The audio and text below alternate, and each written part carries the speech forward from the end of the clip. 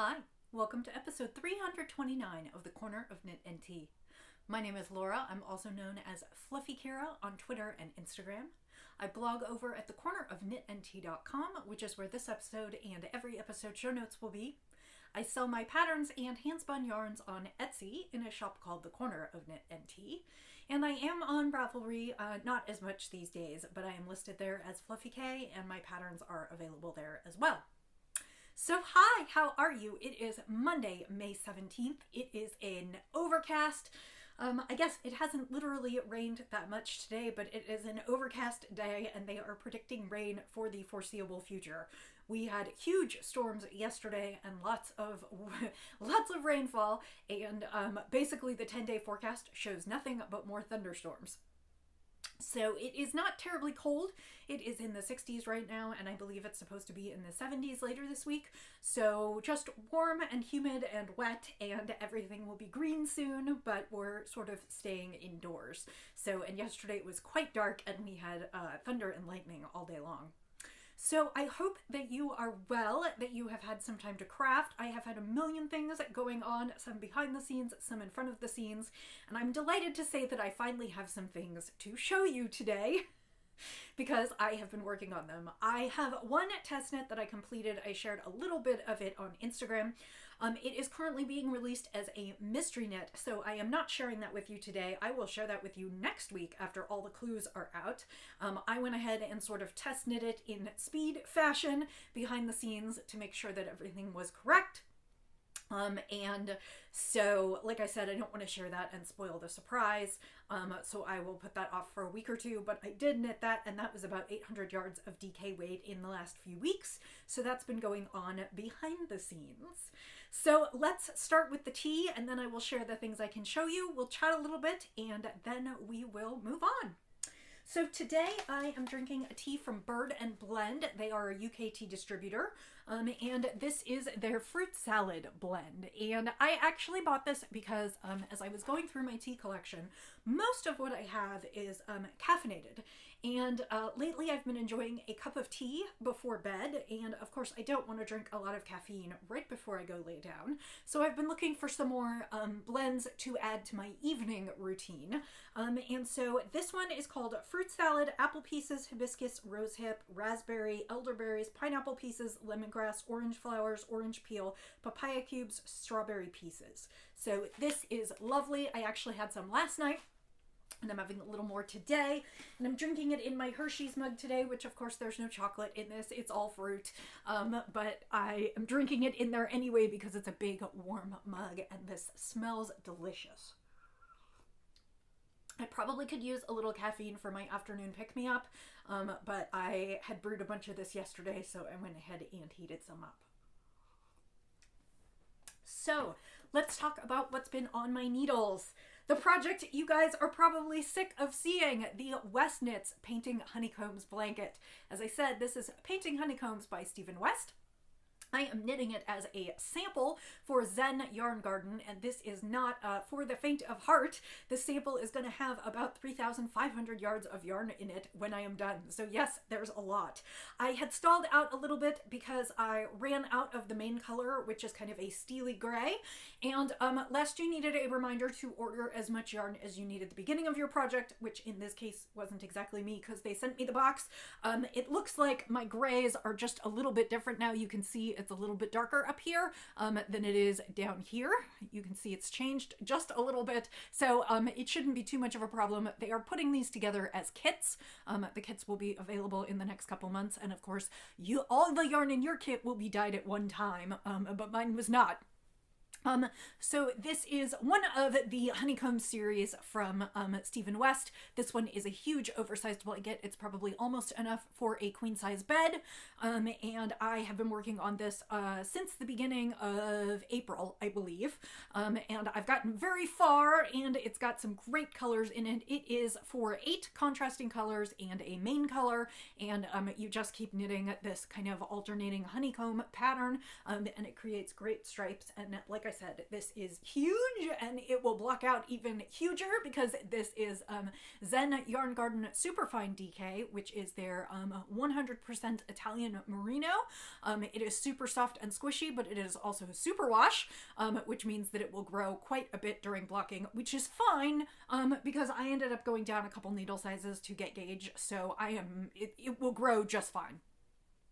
Anyway, so, and then the other thing that I learned to do while I was doing this, because there are so many ends, is I used one of Stephen West's videos called Weavin' Stephen to learn how to weave in my ends as I go. And you'll be able to see some of that. The gray gets carried between the sections, but I do weave in the ends of all these little stripes as I go. I have left them there because when I block, if this grows somewhat, I don't want it to pull the ends out and have them pop out anywhere. So I almost always weave in my ends before I block and then wait till after I block to snip them. I have a couple that I missed. I just didn't grab them as I was doing it. But for the most part, my ends are woven in, except for a scant couple where I just kind of forgot to weave one of them in and I don't know what I was really thinking. So for the most part, I will not have a lot of weaving in ends work to do when I'm done. Only the few cases where, like, a couple times I've had to change gray in the middle of the row. So I'll have to go back and get that because I didn't mess with that as I was doing it. So I do have a few ends to weave in, and there will be a little, but it won't be massive like it normally would in a project of this type. This blanket is huge. It's warm and cozy. It can keep me warm while I work on it at night, and it's just going to be amazing. My hope is to finish it this week. I have 7 rows, 7 color stripes left, and then the border, and then I am done. So my plan is I hope to get this done in the next several nights of working, and then block it over the weekend so that I can send it out next week. It does mean you may not see it again, but I probably will still have it. My guess is it will take a couple days to dry. So I will probably have it and be able to show it to you next Monday before I send it back.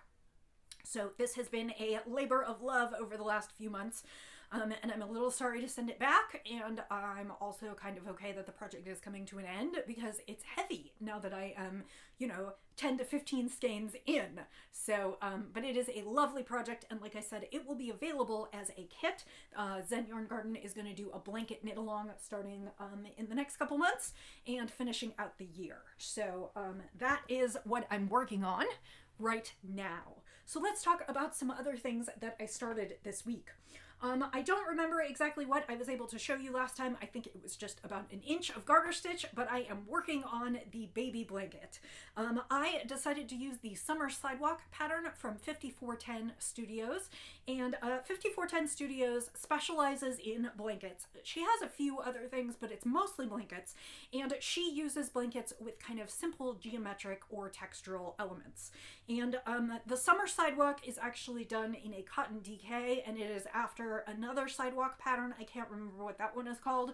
The other one was first, and it was in a bulkier. This is technically meant to be done as a summer pattern in a cotton. I am using Miss Babs Yowza, which is her DK weight. It is a superwash merino so that it can be washed, because I do not give unwashable things to babies. And I am knitting in the colorway Old Gold. And Miss Babs Yowzas are Miss Babs Yowza is a supersized skein. It is an 8-ounce skein with 560 yards of a DK weight yarn. This is still the first skein, but I am making some good progress. I probably will not make the baby's birth. I think the baby is due the first week or two in June, and I'm just not sure I'm gonna crank fast enough. I hope so, but if it arrives the week or two after the baby's born, I'm not too terribly concerned about that. Mom and Dad are friends of ours. Dad is one of my husband's running partners. So, without further ado, here is the blanket. Like I said, the patterns are very simple. They're garter stitch and a little bit of stockinette, and just show some textural details. So this one is just going to be really, really nice and squishy, and it's really simple to knit. I can work on it quite a bit in the evenings, and it doesn't require a lot of thought. And unfortunately, that is what my brain needed right now. I tried a bunch of other ideas, but they just haven't come to fruition. So I believe this will black out a little bit, so I've got a little bit more than I think I do, and like I said, I have a whole second skein, and I will just knit till the absolute end. So all I'll have to do is figure out exactly when I should start the slightly larger garter border, and just keep going in this pattern. So I do like this because I don't have to consult anything. This is living next to my computer for all my meetings, and it's the thing that I do late at night when I can't concentrate on anything else anymore. So that's coming along, and you will see that certainly for the next couple weeks. Hopefully I will finish that by early to mid-June, and get that out and where it's going. So the third and final project that I have been working on, which technically, like I said, there's a fourth, but I'll show that next week. The third and final project I have been working on are my socks for imaginary internet points. And this time I actually have progress for you. I have a vast chunk of a leg. I don't know, well, okay, I'll talk about it a little bit. I decided to knit a pair of socks with this gorgeous colorway from Essence of Autumn. This is the this is the Cherry Cola colorway, and I was going to say black cherry cola. And it is Pasture Sock, which is BFL and nylon, and it is from Essence of Autumn. And the sock yarn is a little bit, so it's not as soft as a merino. It is very sturdy, and it's nice. It's not super rough, but I can tell that it's a little bit, it's got a little bit more heft and sturdiness to it than a merino. The pattern that I am knitting is Linnea. It is a new sock pattern by Susanna Winter, who is Talvi Knits. And she offered the pattern as a beta test as part of a new network that she is trying out. She is sort of moving some of her patterns off of Ravelry, and she tried to start a community forum on her own server. And so your incentive for joining the server, which is free, your incentive for joining is that you can beta test this pattern. And she hoped that people would like the free pattern and would test it this month and give her feedback on it, and she'd get to see everyone's projects. I don't know how pleased she is with me, although she did repost my photo, so maybe she doesn't mind. The pattern is written as a toe-up sock, and it is a beautiful sock pattern. It's got an all-over texture all over the toe as well. And I went and looked at it and decided that I don't like to knit toe-up socks, and so because I'm contrary, I decided to knit it top-down. So like I said, I don't know how pleased she is with me because technically I'm not beta testing her sock pattern because I'm taking pieces of it and working it in reverse, but I am using the pattern in the charts, and my sock will look quite similar, not 100% the same, because of course the pattern will be going in the opposite direction. I don't think it's terribly noticeable, but technically it's not the same because I'm knitting it top down rather than toe up. So without further ado, I actually have a good chunk of a leg. So the pattern is made with some slip stitches and some cabling that creates this kind of textured, not exactly argyle, but sort of a lattice, diamond shape. And it is a little, I had thought it might be a little less busy with the variegated. I had thought that the slipped stitches and the slight cabling might show things off a little bit more. I guess you can see it pretty well in there. It is variegated. It does take a little away from it, and now that I'm looking at it, it looks like I am getting a little bit of pooling in my sock, but I do really, really like it, and I'm having fun with it. The other thing that the pattern is available in 3 sizes. I am knitting the smallest size. I am knitting the medium size. Am I? This is not helpful. I am not helpful.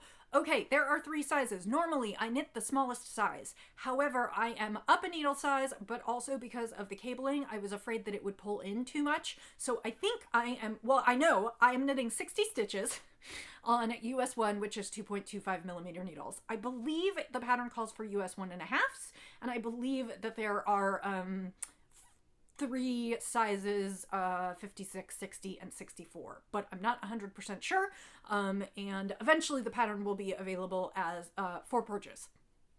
Anyway, so I am working the pattern upside down, which means technically I'm working it this way, and otherwise it would be worked this way. So technically my cables and slip stitches are slightly different, but the overall effect of the diamonds achieved is the same.